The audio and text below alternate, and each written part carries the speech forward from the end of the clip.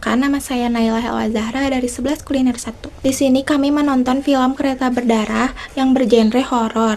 Tema film Kereta Berdarah adalah teror dan misteri yang dialami oleh penumpang kereta wisata Sangkara. Latar utama film Kereta Berdarah adalah kereta api Sangkara yang digunakan untuk berwisata ke resort alam terpencil. Assalamualaikum warahmatullahi wabarakatuh. Perkenalkan, nama saya Laksmi Nabila dari kelas 11 Kuliner 1. Di sini saya akan menjelaskan tentang siapa tokoh kedua, watak, dan amanat dari film Kereta Berdarah.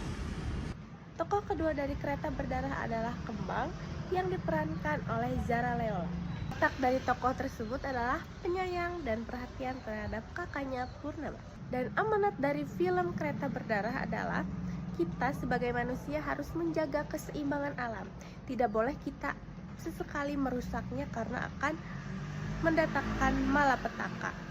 Dan kita juga harus menghormati kearifan lokal dan kepercayaan masyarakat.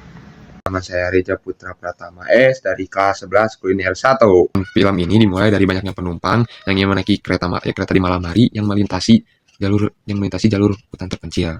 Tokoh dari film ini ada seorang kru, dua orang bersaudara, seorang istri yang suaminya pernah menjalani proyek pembangunan rel tersebut, masinis, dan juga pengusaha menanam saham yang paling banyak saat pembuatan rel tersebut.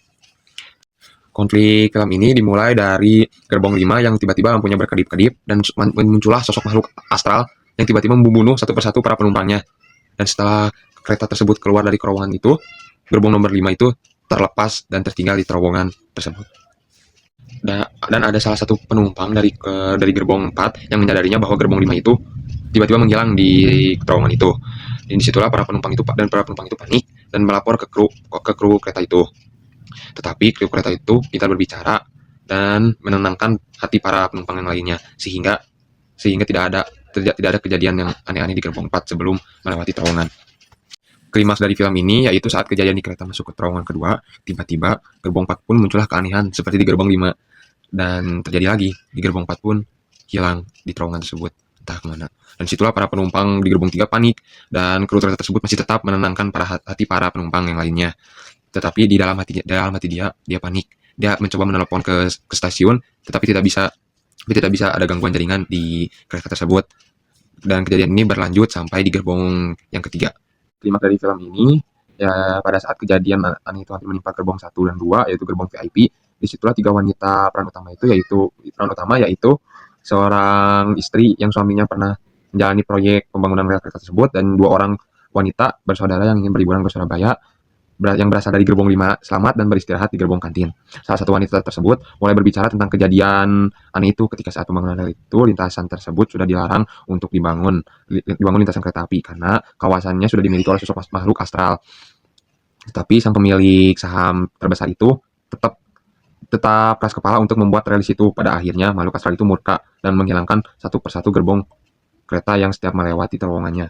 Dan korban salah satunya itu pun dari suami seorang istri itu yang saat pembangunan kereta itu menjadi tumbal. Ending dari filmnya yaitu pada saat gerbong 1 dan 2 hampir masuki terowongannya lagi, masinisnya pun memberhentikan kereta tersebut dan para penumpangnya keluar untuk menyusuri jalan perhutanan. Tetapi makhluk astralnya pun tetap tidak menerima dan penumpang yang keluar dari kereta tersebut dikutuk satu persatu menjadi pohon. Selesai. Nama saya Nazwa Alinaya, absen 25 dari kelas 11 Kuliner 1. Saya dan teman kelompok saya cukup merekomendasikan film ini untuk kalian tonton mulai dari usia 17 tahun ke atas. Saya dan teman saya merating film ini dengan rating 8,5/10. Untuk kalian yang penasaran lebih lanjut ceritanya seperti apa, boleh ditonton ya.